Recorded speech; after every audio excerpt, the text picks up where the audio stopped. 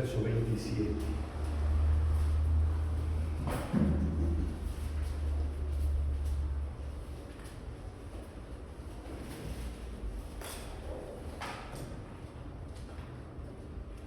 Y dice: y por otra semana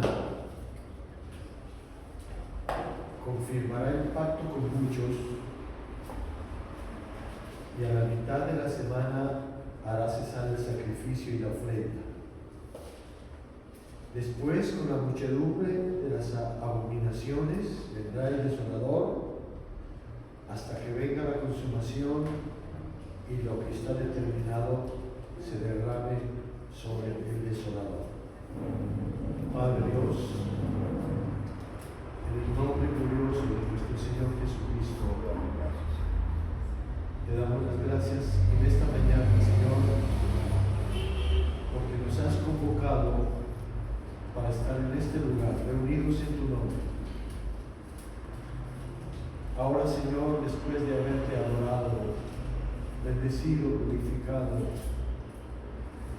después de haber, Señor, clamado tu presencia, te ruego, Dios, que nos hables por tu palabra. Que tu palabra, Señor, conmueva nuestras entrañas, conmueva nuestro espíritu. Que tu palabra, Señor, cumpla tu propósito en nosotros. Que esta palabra, Señor, quede en nuestro espíritu. Que nuestro espíritu ame la palabra, que reciba la palabra, que se alimente de la palabra y que estemos preparados para el encuentro contigo, Señor. Por favor, te lo rogamos en el nombre de Jesús. Amén y amén. Hermanos, levante su mano si ha leído el libro de Daniel.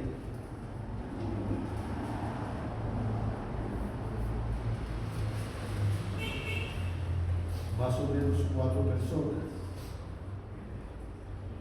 Si no lo ha leído siquiera 2 veces,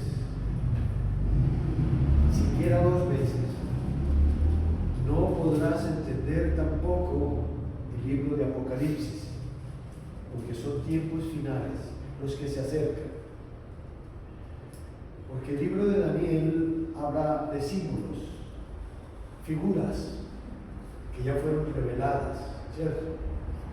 Hablando de los 4 reinos, ya fueron reveladas, pero también esconde algunas cosas que están por ser reveladas en tiempos finales.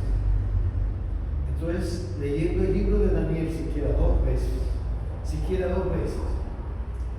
alcanzamos a entender un poco el libro de Apocalipsis. Por ejemplo, ¿cuántos reyes hubo desde Nabucodonosor II hasta el rey Artajerjes? Todo eso es importante que tengamos información, ¿cierto? ¿Cuántos reyes? Hubo 10 reyes, desde Nabucodonosor II hasta ¿qué? Hasta el rey Artajerjes. O Asuero. ¿Cuántos reyes fueron? 10. Por ejemplo, el imperio babilónico, el primero fue Nabucodonosor II, del 605 al 560 a.C. El segundo fue Evil-Merodach, 560 al 559 a.C. Tercero, Nebuchadnezzar, Bergal-Sahar-Usur, 560 al 566 a.C. ¿Por qué doy estas fechas? Porque son datos precisos que que están en la Escritura para que nosotros vayamos creyendo y afirmándonos en que esto está escrito por medio de fechas exactas. Lo que nos quiere decir es que Dios lo que habla lo va a cumplir. ¿Cierto? Cuarto, Nabasi Marduk, 556 al 559 a.C. Ahora, el quinto del rey del imperio babilónico fue Nabonio, también llamado Belsasar. ¿Quién ha leído el libro de Daniel, donde nos habla quién fue Belsasar? ¿Qué experiencias tuvo Belsasar ahí? Tuvo la visión de la mano en los paredes. La visión de la mano. ¿Por qué no leemos ese capítulo para mirar qué pasó con este rey Belsasar? Vamos a Daniel.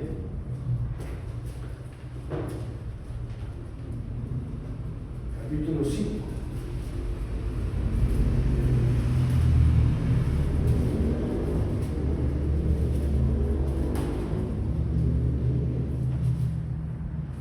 Es un poquito largo, pero vamos a leer. Para eso hemos venido esta mañana. ¿Amén?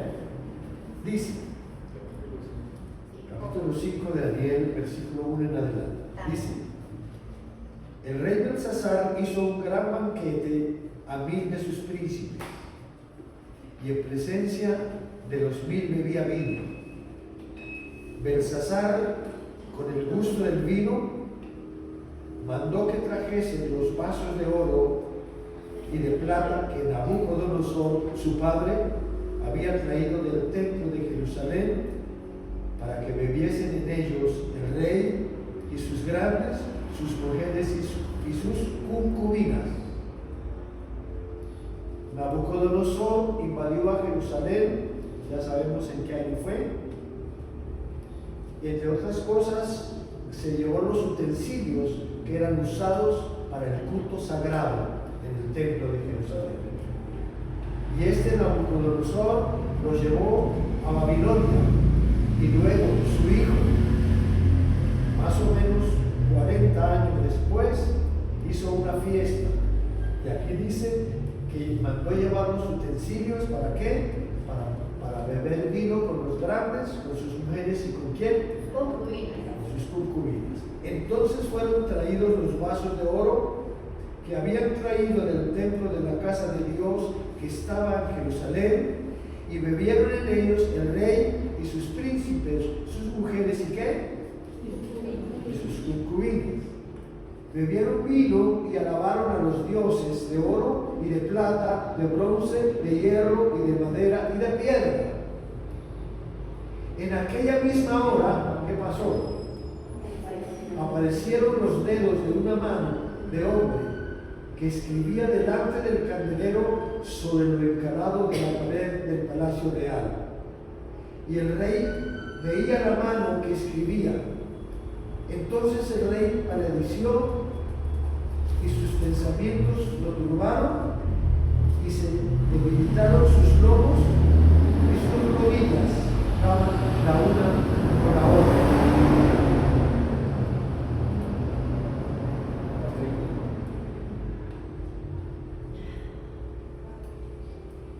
¿En qué capítulo?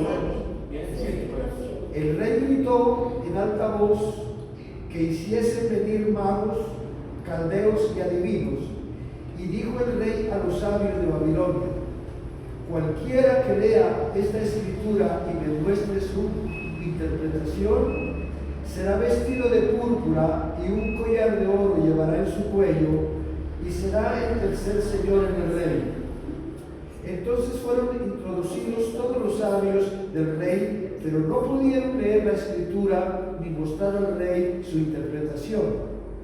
Entonces el rey Belsasar se turbó sobremanera y palideció, y sus príncipes estaban perplejos. La reina, o sea, la esposa de Nabucodonosor, Nabucodonosor, la reina madre, ¿cierto? La reina, por las palabras del rey y de sus príncipes, entró a la sala del banquete y dijo: Rey, vive para siempre. No te turben tus pensamientos ni palidezca tu rostro. En tu reino hay un hombre en el cual mora el espíritu de los dioses santos. Y en los días de tu padre se halló en él luz e inteligencia y sabiduría, como sabiduría de los dioses, al que el rey Nabucodonosor, tu padre, oh rey, constituyó jefe sobre todos los magos, astrólogos, caldeos y adivinos, por cuanto fue hallado en él mayor espíritu y ciencia y entendimiento, para interpretar sueños y descifrar enigmas y resolver dudas. Esto es, en Daniel, el cual el rey puso por nombre Beltsasar. Llámese pues ahora a Daniel y él te dará la interpretación. Quiero aclarar una cosita aquí. Beltsasar y Beltsasar son muy parecidos, ¿cierto? Pero hay una diferencia, hay una T. En Beltsasar, que fue el rey, no existe esta letra, T. Pero en Daniel, que fue el nombre que él recibió en Babilonia, está la T. Y dice Beltsasar. ¿Qué significa? Beltsasar, el nombre del rey, dice el que confía en sus dioses. Mientras que Bel con T dice el Dios es mi juez. Entonces cambia, ¿no? Cambian los nombres. Esa diferencia importante. ¿Ven? Entonces Daniel fue traído delante del rey y dijo el rey a Daniel: ¿Eres tú aquel Daniel de los hijos de la cautividad de Judá que mi padre trajo de Judea? Yo he oído de ti que el espíritu de los dioses santos está en ti y que en ti se halló luz e entendimiento y mayor sabiduría. Y ahora fueron traídos delante de mis sabios y astrólogos para que leyesen esta escritura y me diesen su interpretación, pero no han podido mostrarme la interpretación del asunto. Yo pues he oído de ti que puedes dar interpretación y resolver dificultades. Si ahora puedes leer esta escritura y darme su interpretación, serás vestido de púrpura y un collar de oro llevarás en tu cuello y serás el tercer señor en el reino. Entonces Daniel respondió y dijo delante del rey: tus dones sean para ti y da tus recompensas a otros. Leeré la escritura al rey y le daré la interpretación. El Altísimo Dios, oh rey, dio a Nabucodonosor, tu padre, el reino y la grandeza, la gloria y la majestad. Y por la grandeza que le dio, todos los pueblos, naciones y lenguas temblaban y temían delante de él. A quien quería mataba y a quien quería daba vida. Engrandecía a quien quería y a quien quería humillar. Mas cuando su corazón se ensoberbeció y su espíritu se endureció en su orgullo, fue depuesto del trono de su reino y despojado de su gloria. Y fue echado de entre los hijos de los hombres, y su mente se hizo semejante a la de las bestias, y con los asnos monteses fue su morada. Y hierba le hicieron comer como a buey, y su cuerpo fue mojado con el rocío del cielo, hasta que reconoció que el Altísimo Dios tiene dominio sobre el reino de los hombres y que pone sobre él al que le place. Y tú, su hijo, Beltsasar, no has humillado tu corazón, sabiendo todo esto, sino que contra el Señor del cielo te has ensoberbecido, e hiciste traer delante de ti los vasos de su casa, y tú y tus grandes, tus mujeres y tus concubinas, bebisteis vino en ellos. Además de esto, diste alabanza a dioses de plata y oro, de bronce y de hierro, de madera y de piedra, que ni ven, ni oyen, ni saben al Dios, en cuyo mano está su vida y cuyos son todos tus caminos, nunca honrarás.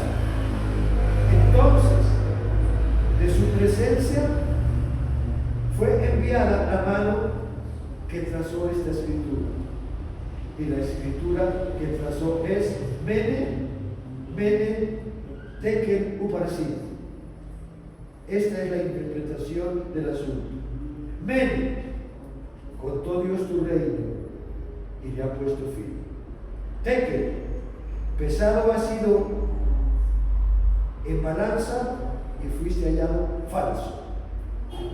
Pero tu reino ha sido roto y dado a los medos y a los persas. Entonces mandó Belsasar vestir a Daniel de púrpura y poner en su cuello un collar de oro y proclamar que él era el tercer señor en el reino. La misma noche que fue muerto Belsasar, rey de los caldeos, y Darío de Media tomó el reino siendo de 62 años. Amén. ¿Qué río atravesaba a la ciudad de Babilonia? ¿Qué río? Había un río. ¿Quién me lo dice? El Señor le dijo allí mismo que esa noche, él sería asesinado. Y obviamente ahí terminaba el reino de Babilonia, ¿cierto? El imperio babilónico terminaba ahí. Hablamos de los 4 reinos. ¿Cuál es el primero? Babilonia. El segundo será los medopersas, que aquí está en el libro de Daniel. El tercero será los griegos. Y el cuarto será Roma, que aún está por caer. Amén. Esa noche termina el imperio babilónico. Esa misma noche, Belsasar fue asesinado. ¿Y cómo?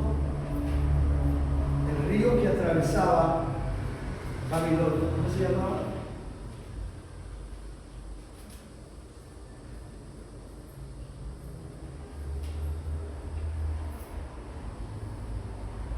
Ustedes saben que este río bastante caudaloso.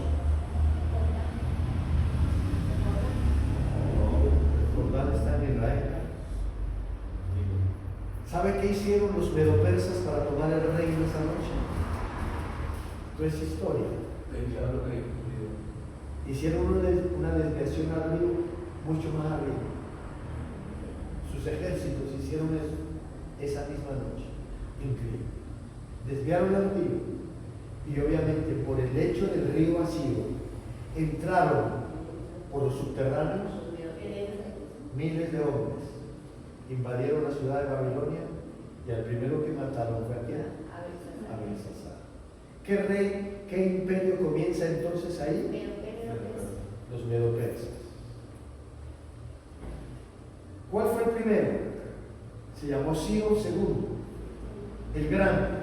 539 al 530 a.C.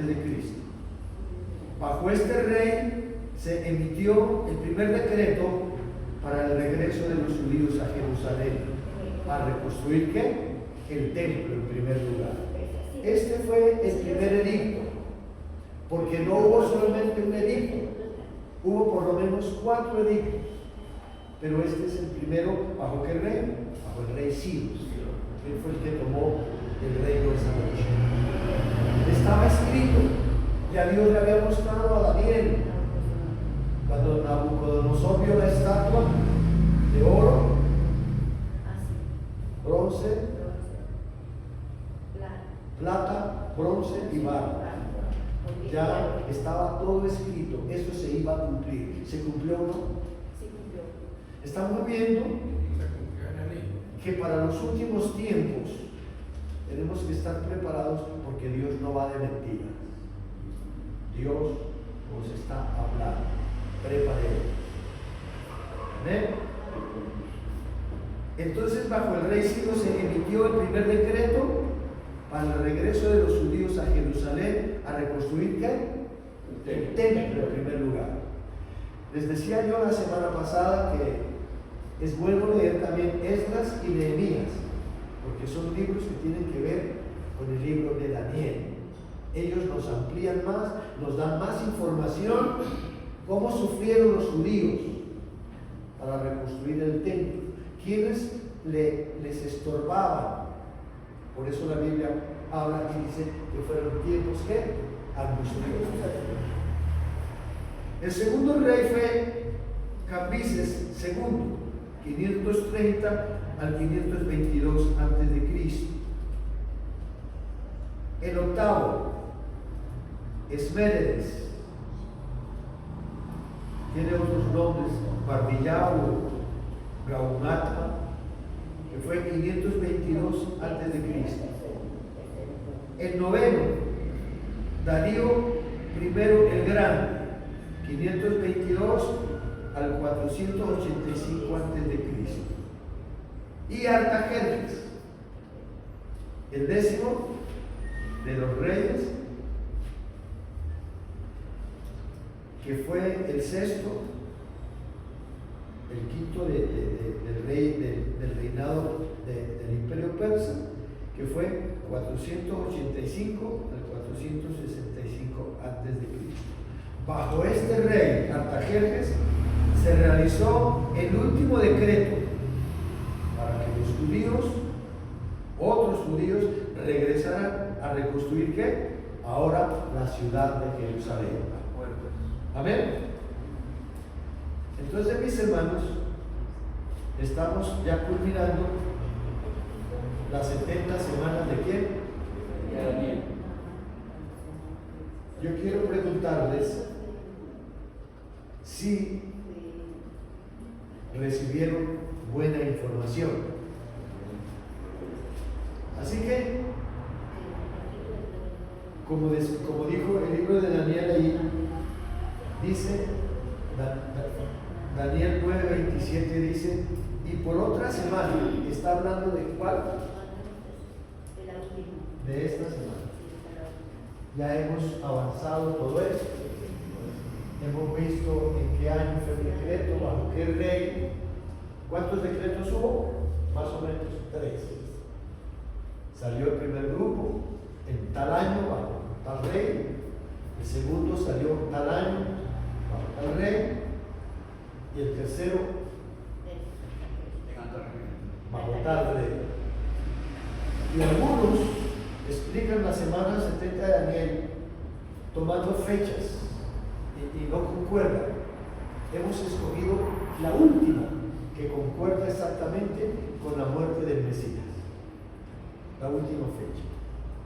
Como digo, otros escogen otras fechas porque de pronto piensan que fue solamente una salida que hubo. Hubo por lo menos 3 decretos y salieron 3 grupos en varias épocas. Hubo casi 12 años de diferencia entre la una y la otra. Así que ya estamos hablando de la última semana y ya sabemos qué pasó en esta parte, ¿cierto? Entre la semana 69 y la ¿qué? Y la 70. ¿Dónde se termina la semana 69? Con la muerte de Cristo. Está el intervalo, que es este, del que vamos a hablar mediante la semana que viene, que es el rapto de la iglesia, o arrebatamiento, de eso vamos a hablar. Pero hoy vamos a terminar a explicar un poco sobre la última semana. Amén.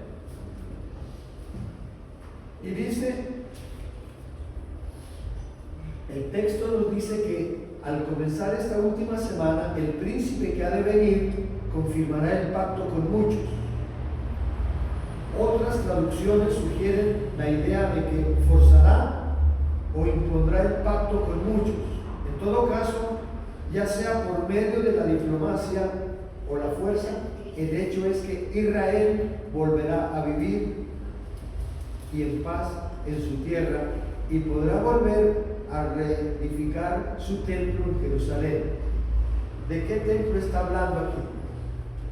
Porque aquí hubo una destrucción de un templo, aquí hubo otra destrucción, ¿cierto? Con Herodes. Aquí ya está hablando del segundo templo. Amén. Que fue el que destruyeron en el año 70. Notemos que al comenzar la segunda parte de esta semana, el príncipe que ha de venir hará cesar el sacrificio y la ofrenda, lo que implica que el templo judío volverá a estar en funcionamiento.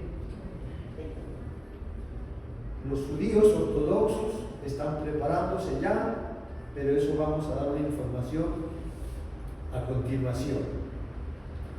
El pueblo judío en su conjunto no está preparando la construcción del tercer templo, aunque existen grupos minoritarios extremistas que abogan por ello. No es un proyecto oficial del Estado de Israel ni una exigencia cultural o religiosa del judaísmo ortodoxo. ¿Por qué hablo esto? Porque es que hay mucha información en YouTube, ya han leído, ¿no? Que ya tienen todo, que comenzó a edificarse el tercer templo, pero eso es pura carrera. Pura carrera. Entonces, por eso doy esta información. Grupos marginales, organizaciones como el Instituto del Templo o el Movimiento del Templo elaboran planos, recrean utensilios y buscan entrenar sacerdotes, pero no representan el consenso general ni tienen capacidad real para construir. ¿Oyó? Vamos a ver la postura religiosa tradicional. La corriente principal del judaísmo establece que el templo solo será reconstruido por el Mesías, entre comillas. Los judíos ortodoxos, los que no han recibido al Mesías, al Señor como su Salvador, lo están esperando aún.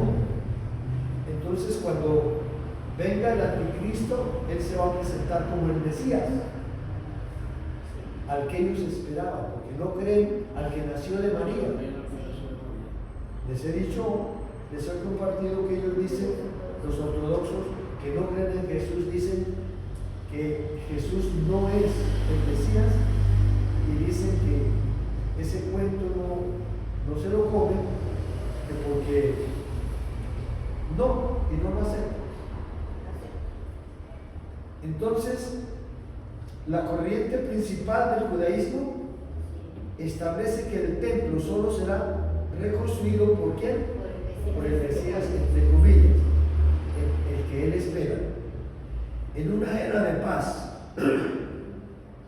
Porque recuerden que después del rapto de la iglesia se presenta ese líder, ¿cierto? Y dice que él va a traer la paz y hace consenso con muchos, especialmente con los judíos.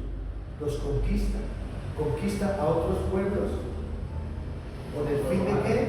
De hacer alianza y comenzar a construir ¿qué? El templo. ¿Para qué? Donde él mismo se va a sentar como Dios. ¿Oyó? Entonces, y hablan de una paz universal, o bien que descenderá directamente del cielo. Por eso estamos dando esta información para no comer cuento. Para nosotros es una prueba real que Jesucristo es Dios. Él es el verdadero Mesías. Él es el que ya vino por primera vez, nacido de una virgen, el Dios inmortal, eterno, que vivía con el Padre antes que el mundo fuera. Él, para recibir el reino y poder venir a este mundo, tuvo que nacer de una mujer, tomar forma humana, luego morir y resucitar y sentarse en el trono como Dios y luego enviarnos al Espíritu Santo. No hay lugar para la duda de que Jesucristo es el verdadero Mesías.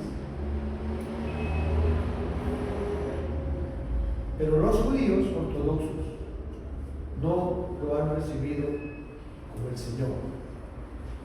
Entonces vamos a ver un impedimento político y de ubicación. El lugar exacto donde debería construirse el monte del templo es actualmente la explanada de las mezquitas, que en árabe sería Al-Aqsa, uno de los sitios más sagrados del Islam. Intentar edificar allí el templo desencadenaría graves conflictos mundiales, por lo que las autoridades israelíes impiden cualquier intento de construcción. La hija mía, que tuvo la oportunidad de ir con su esposo a Israel, casi estuvieron un mes, contaba que para llegar allá a la explanada donde se va a construir el templo, está el domo de hierro, y para llegar allá hay autoridades del mismo Israel, prohibido, porque si Israel permite que entre la gente allá, se le forma un conflicto con los árabes, porque hay un celo religioso increíble. Ni siquiera los judíos pueden acercarse a la mezquita. Eso es territorio árabe. Pero la hija mía, para poder llegar allá, tuvo que camuflarse en trajes árabes y poder llegar allá. Me contaba de todo eso, y es muy peligroso. Entonces, hermanos, decíamos que eso puede llamar a un conflicto internacional, por lo que las autoridades israelíes impiden cualquier intento de construcción. Así que, por lo visto, el líder que se presentará como el Mesías muy probablemente será el que logre esa construcción. Eso es lo que vamos a ver. ¿Ven? Hoy día parece imposible pensar que esto pueda llegar a ocurrir. Recordemos que el lugar donde en otro tiempo estuvo el templo judío, hoy está la cúpula de la roca, el tercer lugar más sagrado del Islam. Mahoma afirmaba haber ascendido al cielo desde allí. Ahora bien, pensar que los judíos puedan quitar este lugar sagrado a los musulmanes resulta impensable. ¿Por qué?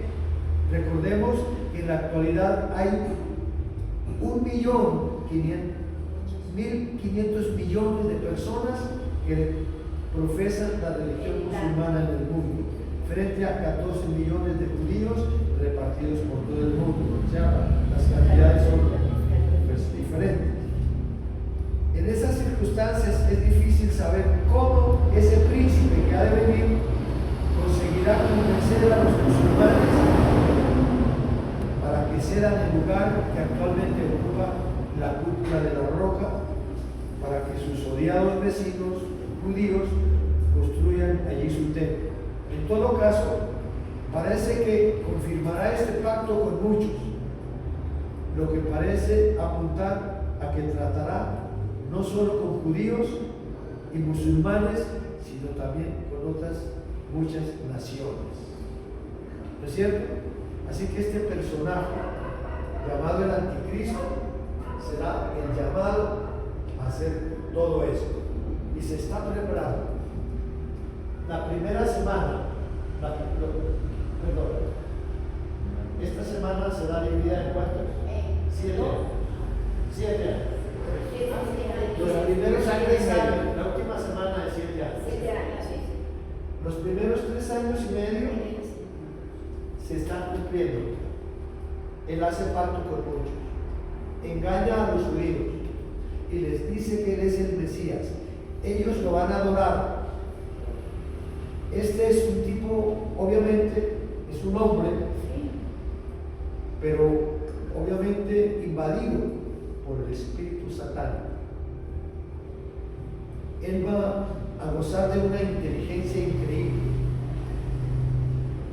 La película que vamos a presentar con la ayuda del Señor y nuestro hermano Andrés explica todo.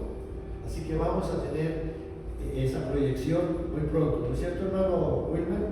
Sí, señor. Ya estamos haciendo los adelantos para el proyector y vamos, yo creo que hacerlo un domingo en la tarde. ¿Sí? Tendremos el culto en la mañana normal y en la tarde estarán los jóvenes con su actividad. Ahí vamos a ver con un de detalles cómo este personaje muy simpático, casi parecido a mí,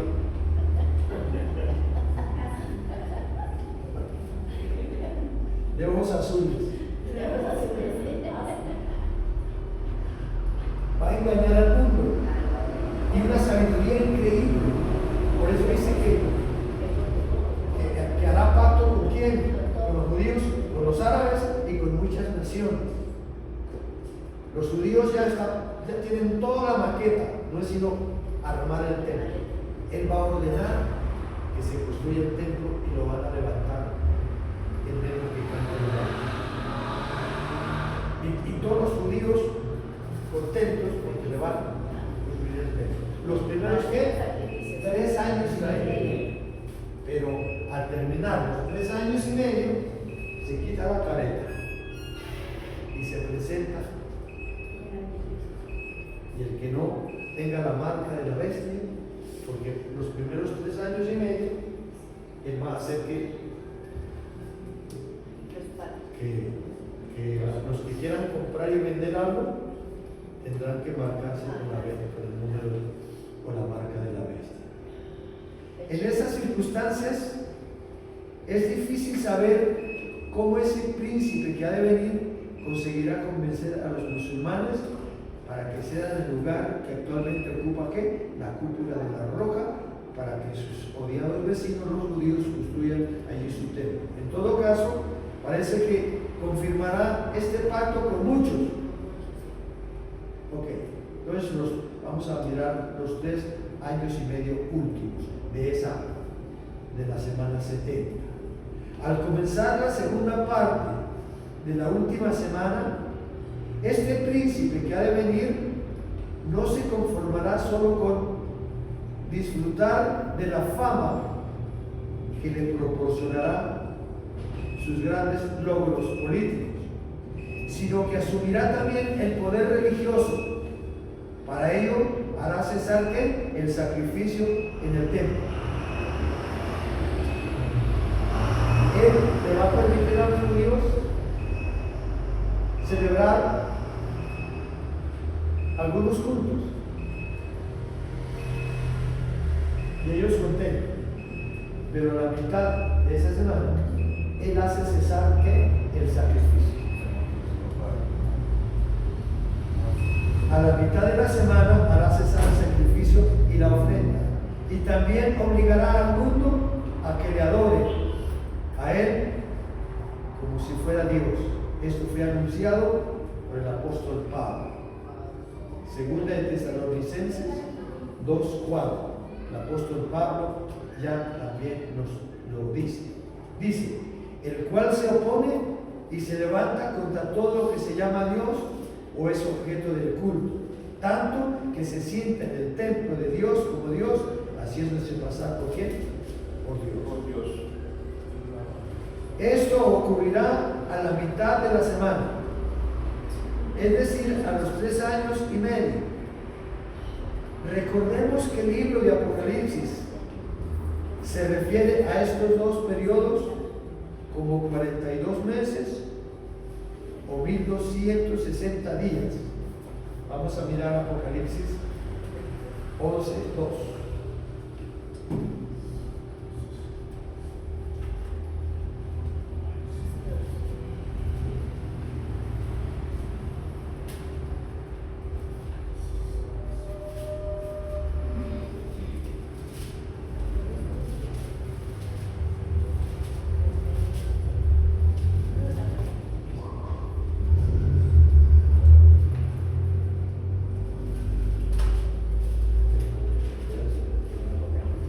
Y dice: pero el patio que está fuera del templo, déjalo aparte y no lo miras. Apocalipsis 11:2.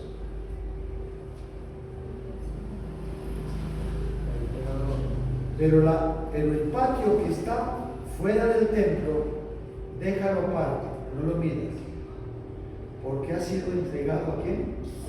A los gentiles, y ellos hollarán la ciudad santa 42 meses. Y daré a mis 2 testigos que profeticen por 1260 días vestidos de silicio. Isaías 5:6. Entonces, mis hermanos, los eventos que están por llegar, tenemos que estar muy bien parados, bien cimentados. Para algunos serán tiempos de gozo y alegría, para otros de espanto y terror. Cuando estos 2 testigos comiencen a enfrentarse con el anticristo, a predicar y a hacer milagros, y él también hace milagros, será terrible. ¿Recuerdan cuando Moisés se presentó ante Faraón y él tiró la vara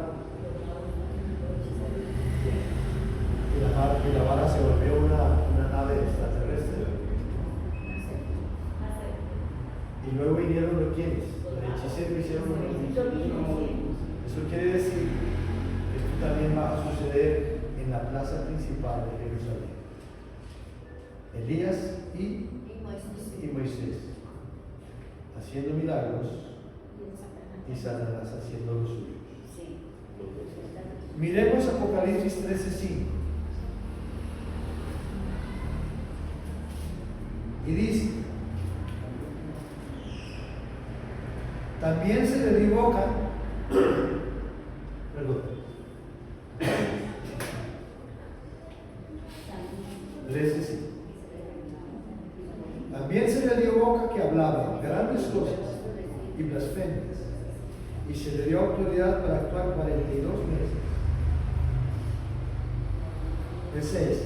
Y abrió su boca en blasfemias contra Dios, para blasfemar de su nombre y de su tabernáculo y de los que moran en el cielo. Todo eso se le va a permitir ¿a quién? A Satanás. Los judíos tienen que entrar en razón,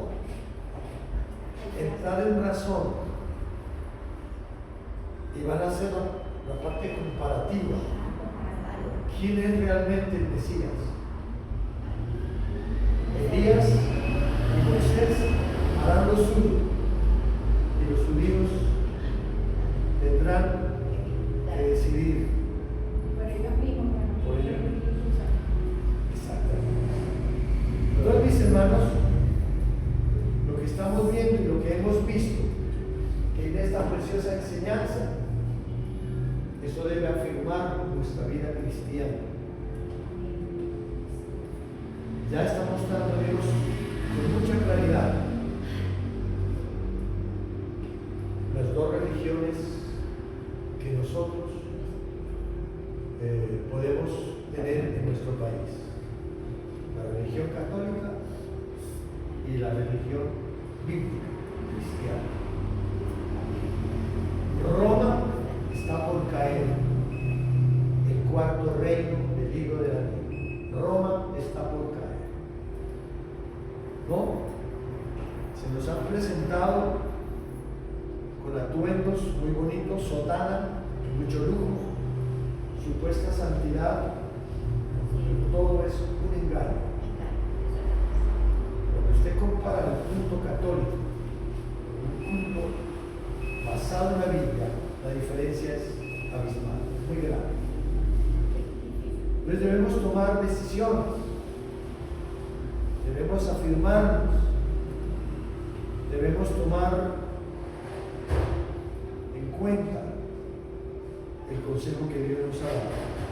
Miremos Daniel 7:25.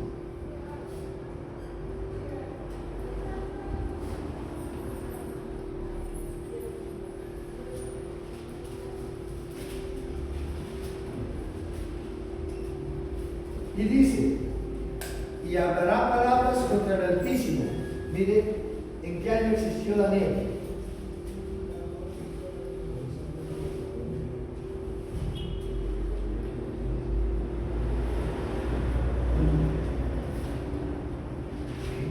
Años antes de Cristo, más o menos, ¿cierto? 480, 500 años. Vivió Daniel antes de Cristo. Y ya está hablando lo que habla Apocalipsis. Anoche hablaba con un personaje, nosotros, mi esposa y yo, y le decíamos, porque él dice que él no cree, que él no cree en religiones, que él cree en sí mismo, él cree en sus buenas obras, en su ética y en su moral, pero que él no cree en eso. Y una de las cosas que le dijimos es que la palabra de Dios es la última esperanza para el hombre. Y yo le decía, ¿a qué se debe esa concordancia tan perfecta que hay en la Biblia? Hombres que escribieron 2000 años antes de Cristo concuerdan con lo que está sucediendo 2000 años después de Cristo. ¿Quién inspira la Biblia? ¿Quién inspiró a los escritores?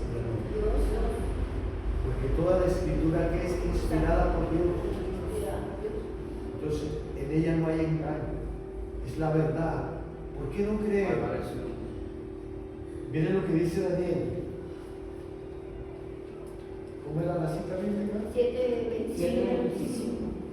Y dice, y hablará palabras contra el Altísimo, y a los santos del Altísimo quebrantará, y pensará en cambiar los tiempos y la ley, y serán entregados en su mano hasta tiempo y tiempos, y en 3 años y medio. ¿Está hablando de qué? Enseñamos también que la Biblia se rige por el calendario del Señor. Un día es como 1000 años y 1000 años como un día. ¿Cómo eran los años en el calendario del Señor? No de 365 días, sino de 360 días. Aquí habla Daniel y dice, y hablará palabras contra el Altísimo, y a los santos del Altísimo quebrantará, y pensará en cambiar los tiempos y la ley. Está hablando del Anticristo. Y serán entregados en su mano hasta tiempo, 1 año, y tiempos, 2 y medio tiempo. Está hablando de 3 años y qué.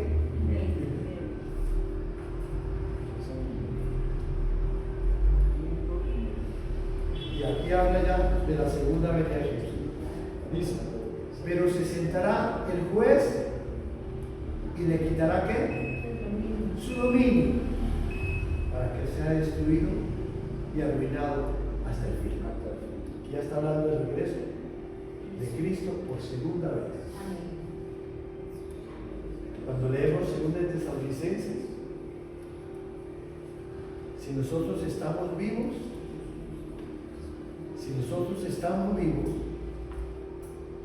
veremos todo eso. ¿Quién sabe si nos va a asustar más bien? O vamos a sentir gozo. No sabemos. Pero Jesús aparecerá nos llamará a los que estemos vivos y los que estén muertos resucitarán, ¿cierto?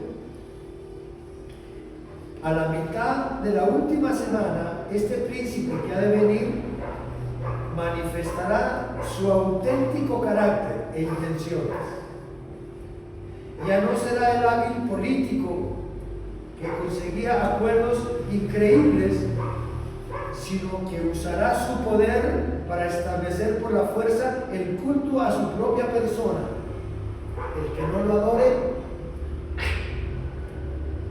recuerde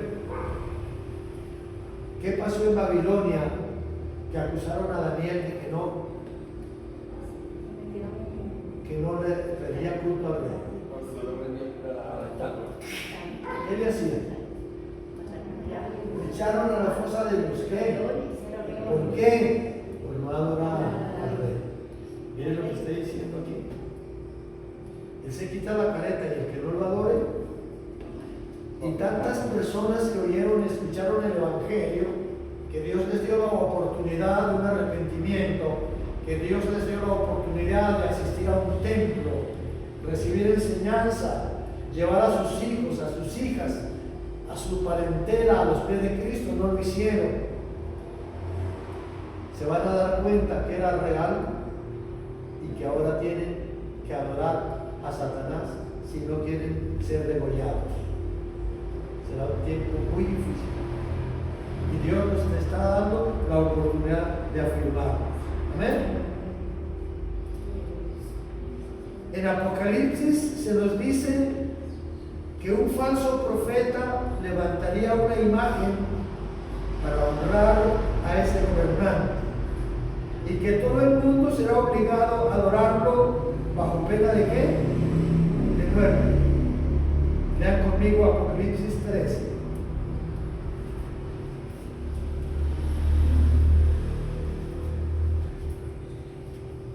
Vamos a ver el verso 13 al 17.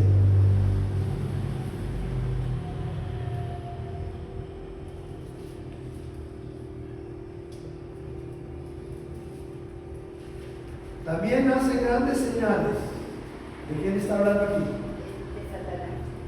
Él hace grandes señales. Al tiempo con Elías y qué? Y Moisés. También hace grandes señales, de tal manera que aún hace descender fuego ¿de dónde? A la tierra, delante de los hombres. Y engaña a los moradores de la tierra con las señales que se le ha permitido hacer en presencia de la bestia. ¿Qué es la bestia? Poder político. Todos los que están con él. La bestia es un poder político. Que Apocalipsis la presenta con dientes y todo eso, pero son símbolos de poderes políticos. ¿Cierto? Y engaña a los moradores de la tierra con señales que se le ha permitido hacer en presencia de la bestia, mandando a los moradores de la tierra que le hagan imagen a la bestia que tiene la herida de espada y vivió. Y se le permitió infundir aliento a la imagen de la bestia para que la imagen hablase e hiciese matar a todos los que no la adorasen. Y hacía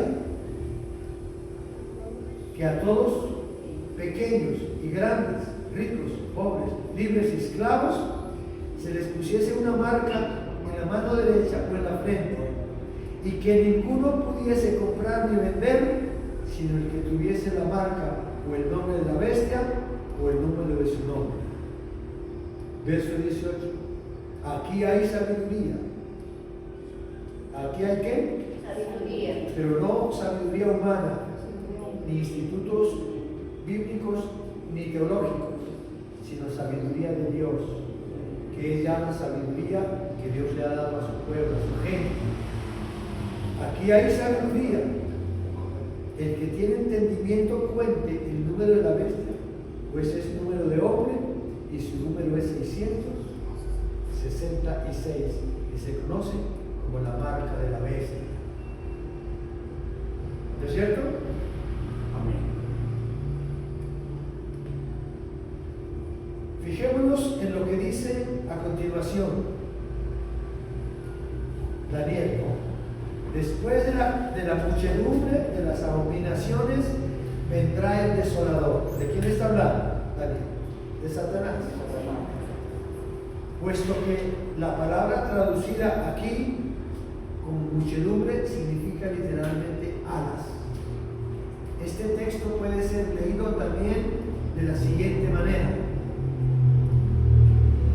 Estamos ya en el libro de Daniel. Después, con las alas de la muchedumbre vendrá el desolador o la desolación. La muchedumbre significa que alas. Este texto puede ser leído también de la siguiente manera. Después, con las alas de la muchedumbre, con las alas de las abominaciones vendrá el desolador o la desolación. La idea en todo caso es que será un tiempo de abandono de la ley de Dios, lo que permitirá que este siniestro personaje pueda hacer su aparición sin oposición. Pero notemos que su propósito final será el de desolar a este mundo. Hermanos, el Señor nos ha hablado de muchas maneras, de muchas formas. El Señor, a través de su iglesia, a través de su pueblo, que es lo que Él ha establecido, ha trabajado por años en este mundo. Muchos consiervos han sido asesinados, quemados, martirizados, torturados por la causa de Jesucristo. En cada época el Señor ha tenido mártires. Su pueblo ha sufrido de mil maneras. Pero estos últimos días que están por venir serán muy difíciles para la iglesia, para los hermanos y hermanas que no han afirmado su fe, que seguimos haciendo del cristianismo una religión más y no hemos afirmado nuestros pies para la obediencia al Señor. Todo esto que el Señor nos está hablando durará hasta que venga la consumación y lo que está determinado se derrame sobre el desolador. Esto se corresponde con lo que Gabriel le había anunciado a Daniel que ocurriría al final de las 70 semanas. Dice terminar la prevaricación y poner fin al pecado. Daniel 9, 24. Vamos a leer.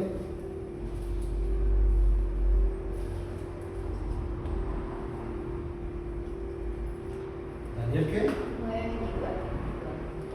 ¿Lo tienes? 70 semanas están determinadas sobre tu pueblo y sobre tu santa ciudad para terminar la prevaricación y poner fin al pecado y expiar la iniquidad para traer la justicia perdurable y sellar la visión y la profecía y ungir al santo de los santos. Todo esto está por cumplirse. Recuerden que el Señor dijo en Mateo: el cielo y la tierra pasarán, pero mi palabra no pasará. Eso enseñamos el jueves pasado. Hay una gran diferencia en esta gran enseñanza.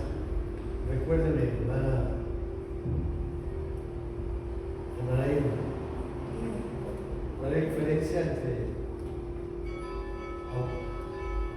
hasta que pase la ley? ¿Cómo es la diferencia? La ley va a terminar. ¿La ley va a terminar? Sí, la ley va a terminar. Pero la palabra de Dios enseñamos el jueves, ¿no? La gran diferencia que hay. El cielo y la tierra pasarán, pero mis palabras no pasarán. El Señor le dijo, todo esto hasta que pase la ley, ¿cómo es que dice? ¿Cómo es que dice?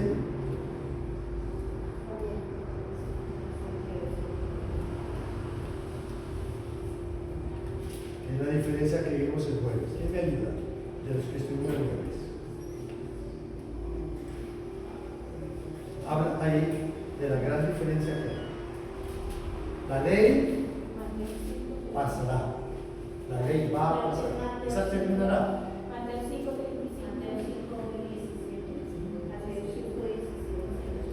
Por favor, ¿quién la tiene? Y hacemos esa pequeña diferencia para la información de la iglesia.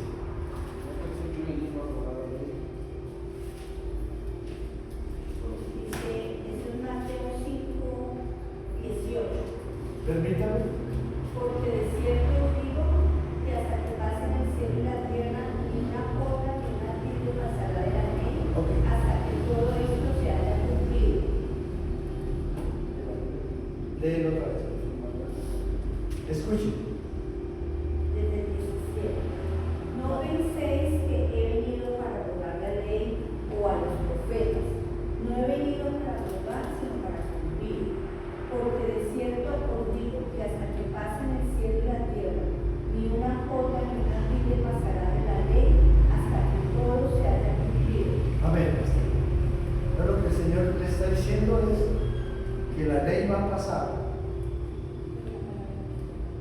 La ley va a terminar. Esa no permanece. Y el otro versículo. 19. De cierto os digo, el cielo y la tierra pasarán, pero mi palabra no pasará. ¿Por qué la palabra de Dios no pasará? Porque Él mismo es la palabra. Él es eterno. La ley pasa, todo pasa, va a pasar. La ley va a dejar de ser, pero la palabra de Dios no pasa. Estuvimos hablando el jueves de cosas muy importantes.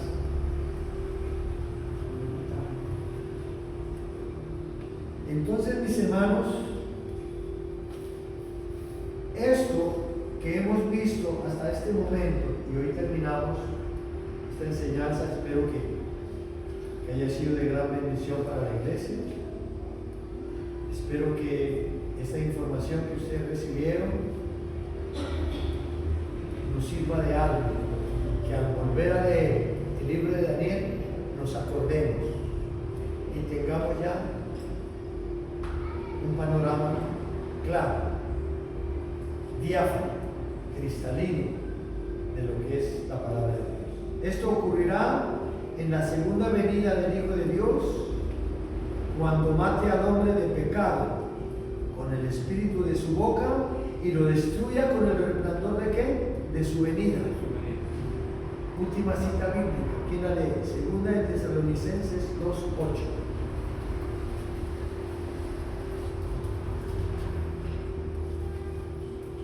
¿Quién lo tiene? 2:8. Segunda de Tesalonicenses 2:8. Dice, y entonces se manifestará aquel a quien el Señor matará con el espíritu de su boca y destruirá con el resplandor de su venida. ¿Segunda de qué? Tesalonicenses 2:8.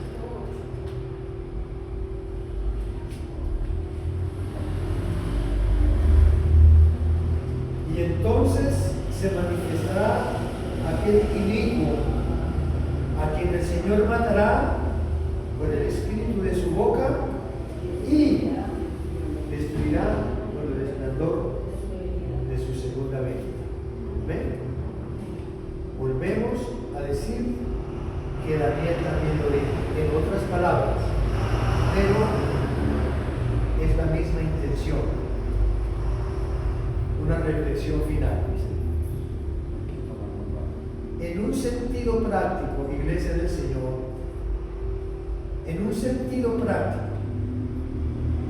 este conocimiento debe ayudar a comprender la importancia de los eventos que tienen lugar en nuestro mundo. A medida que nos vamos acercando rápidamente hacia el desenlace de esta era. ¿Hacia el desenlace de qué? De esta era. Debe dar además un sentido de urgencia a nuestros esfuerzos por completar la tarea inconclusa de alcanzar a los suyos, de alcanzar a los perdidos, a sus amigos, a sus seres queridos. No dejes para mañana la segunda venida del Señor. Recuerden que vendrá como qué, como ladrón de la luz. Dice la Escritura, ¿cuál padre de familia? ¿Cómo dice? ¿Cuál padre de familia le dará una piedra a su hijo? ¿Cuál es el que, sabiendo que el ladrón va a venir, no cuida a su casa? Pero nosotros ya sabemos. Si nos han informado, se nos ha dicho y no guardamos, ¿cuál es tu casa? ¿Las paredes? ¿Cuál es tu casa? El cuerpo. ¿Cuál es tu casa? Tu descendencia. Esa es tu casa. Eso hay que entenderlo, hermano. Somos templo. Somos la casa de la familia. Pero ¿cuál es tu casa aquí? Tu descendencia. Porque dice, ¿cuál padre de familia es que, sabiendo, no cuida su casa? Su familia, sus seres queridos, sus nietos, sus bisnietos, merecen ser salvos. Merecen ser salvos. Entonces, ¿por qué da pena predicarles? ¿Por qué se amilana delante? ¿Por qué? Hay algo que usted debe examinarse usted mismo. ¿Por qué no tengo la envergadura, la capacidad de hacer entrar en razón a aquella persona que no lo puede hacer? Ayuden, oren por él. Amén. Así que esto debe dar además un sentido de urgencia a nuestros esfuerzos por completar la tarea inconclusa de alcanzar a los perdidos con el Evangelio de nuestro Señor Jesucristo. Amén. Vamos a estar. Padre Dios, en esta mañana, Señor, te doy las gracias infinitas, Señor, en nombre de esta iglesia, Señor, porque tú nos has permitido, Señor, adentrarnos en esta preciosa enseñanza que nos dio el capítulo 9 de la Biblia. Qué riqueza tan grande, qué información tan precisa y santa es la que nos has suministrado a través de esta enseñanza. Padre, no tenemos palabras para expresar nuestro agradecimiento, Señor, por lo que nos suples, por lo que pones delante de nosotros. Te bendecimos y te damos gracias, Padre, de una manera muy especial, por el privilegio de haber abierto nuestros ojos, nuestros oídos. Señor, danos el apetito para leer tu palabra. Danos hambre para leer tu palabra. Señor, danos el tiempo para leer la Biblia. No puedo imaginarte, hermano, no puedo imaginarte llorando si te quedas del rapto en la iglesia. Pon por obra a partir de hoy lo que el Señor te está diciendo. Tú lees la palabra de Dios cuántas veces en semanas que no la lees. Simplemente te basta lo que escucha de otros, pero nunca la consumes. Vas a llorar y ya no habrá oportunidad, ya no la habrá. Solamente la habrá si te dejas degollar por el enemigo del Señor. Pon por obra el consejo que Dios pone hoy en tu vida. Lee la Biblia, aliméntate de ella, haz de ella tu alimento diario. Iglesia del Señor, apercíbete de la salvación. Gracias, Señor, por esta mañana. Gracias por esta palabra, Señor. Te bendigo en esta mañana y coloco en tu presencia estos preciosos hermanos que están aquí. Cada uno de nosotros tenemos una queja que darte, Señor. Tenemos una necesidad que poner delante de ti, Señor. Mi vida está en tus manos. Mi pasado, mi niñez, mi juventud está en tus manos. Sáname, Señor. Mira los años que he vivido, Señor, sin ti. Mira la vida como me has golpeado sin ti, Señor. Mira los ultrajes que he recibido en este mundo, pero hoy te conozco. Hago de ti mi médico, mi psicólogo, Señor. Hago de ti mi ayudador, Señor. Hago de ti mi consejero. Padre, gracias por sanarme. Levanta tus manos y dime: gracias por sanarme, Señor. Gracias por darme el aliento de tu palabra, el espíritu de tu palabra que es el que da vida. Gracias, Señor, por darme a beber de tu palabra, del precioso líquido de tu sangre, Señor. El pan de tu carne, Señor. Mira esta iglesia, Señor. Fortalécela, aliméntala con el espíritu de tu boca, Señor. Y llénanos del poder de tu Espíritu Santo. Padre nuestro, que estás en los cielos, santificado sea tu nombre. Venga a nosotros tu reino y hágase tu santísima voluntad aquí en la tierra como ya se hizo en el cielo. Y el pan nuestro de cada día dánoslo. Y por favor, Señor, perdona nuestras ofensas, como también nosotros tenemos que perdonar a quienes nos hayan ofendido. Y por favor, Señor, no nos metas en la tentación, mas líbranos del mal, porque tuyo es el reino, el poder y la gloria por todos los siglos de los siglos. Amén. Amén. Yo le